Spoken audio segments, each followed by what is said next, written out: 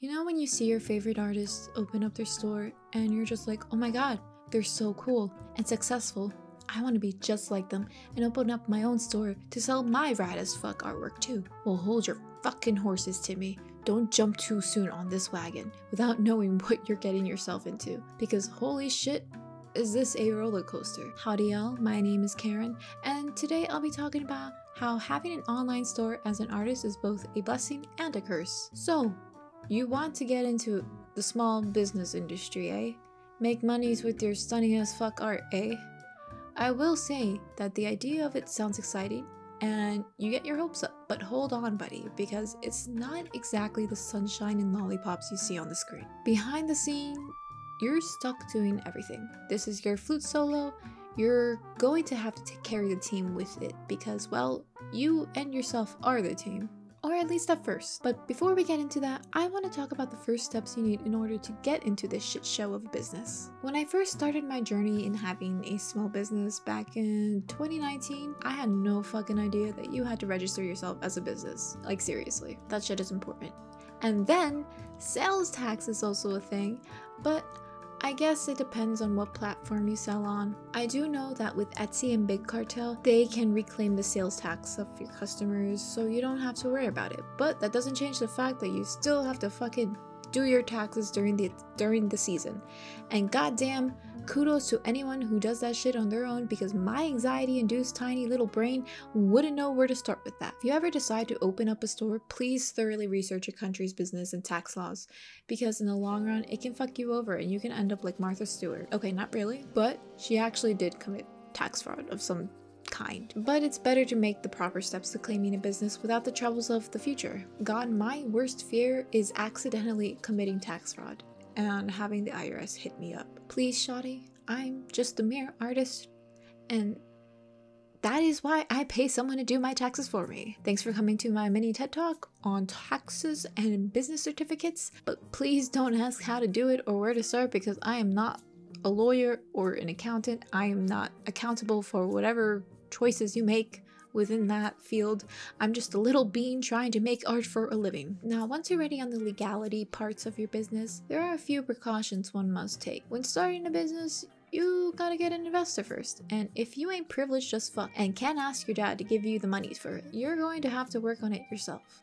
Luckily, I was raised to save money and spend my money responsibly and wisely, which I don't know if Karen today is exactly like that. I really do be spending mad monies on clothing, but that's besides the point. Before I opened up my store, it came to account that having a website ain't free, and neither is making the products. So building a foundation of money in order to get to that is greatly advised. Consider doing commissions or, I don't know, babysitting, whatever you're capable of doing at your age. I don't condone minor labor, child labor, so if you're like 12, I don't know, save up your allowance, because I'm not responsible for this. Work on making that money towards your business. Put it in your little piggy bank so you can murk its ass once you're ready to do so. There's so many things that come to investing in a business that many people aren't aware of. If you want to sell prints, then you're going to need to buy yourself a printer. The paper, the ink, which is honestly quite expensive depending on the printer. Mine runs at $100 per pack. Should be wild.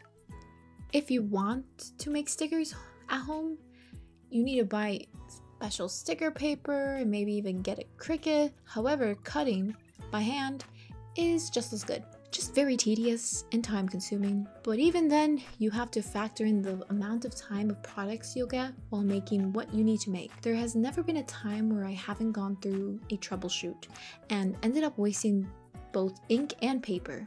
But wait, Karen, what if I want to outsource my products? Well, bitch, hold on, I'm getting to that. I'm wishy-washy on outsourcing, to be honest.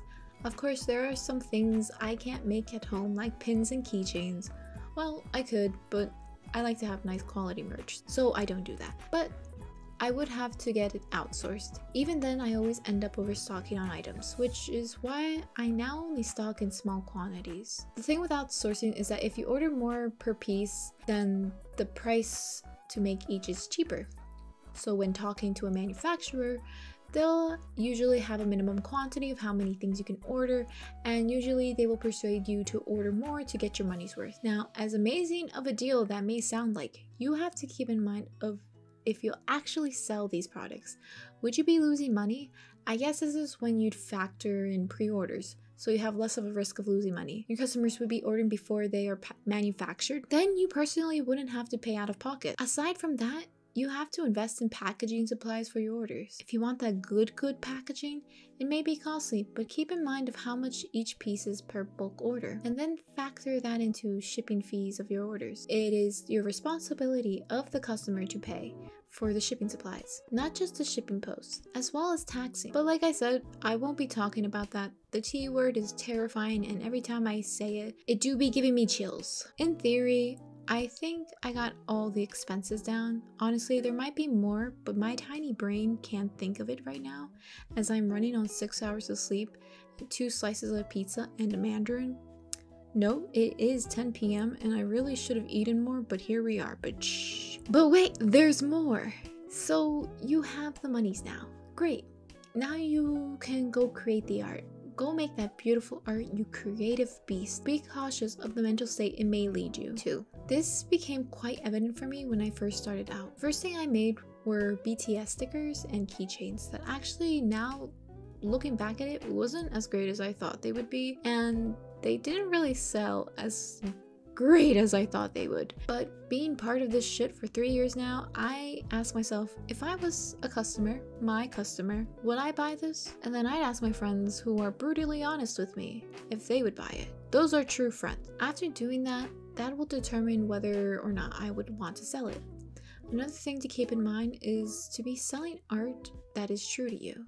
Don't be making art solely for the monies, for the store, for your audience. Sell it because you are proud of it. Sell it because you want to sell it. Because when you make art just for reproduction and no longer for fun, you begin to dislike creating art because it has become more of a job than something you were passionate about doing. Sometimes I'll get this way, but I want to try my best to make art. And if I see it as a potential product, only then will I put it in reproduction. Another thing to mentally prepare for is the failure you will get.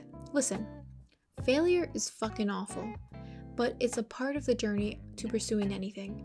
You are faced with obstacles and downfalls, but you will overcome it. Take, for example, I only got 3 or 4 sales within a year of making merch. After the second year, only then did I start seeing my sales slowly start rising. It does take time. Sometimes in between, I'll be upset that my update didn't do as good as the last. I would question, did I not market it enough? Were the products too much? Are they just bad?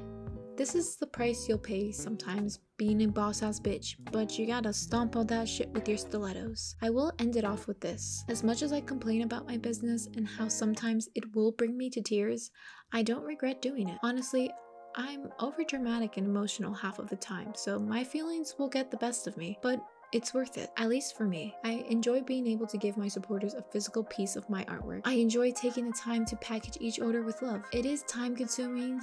Yes, it is money, yes, and it is a lot of work, and it isn't for everyone. But if you choose to open up a shop, I hope the best parts of it will outweigh the bad ones. Thank you for coming to my TED Talk, and since we're on the topic, I updated my shop a few days ago, and this one is a special one for me, so if you want, you guys can check it out. Also, it was my birthday, so I feel like you're kind of obligated to check it out, you know, for the birthday girl.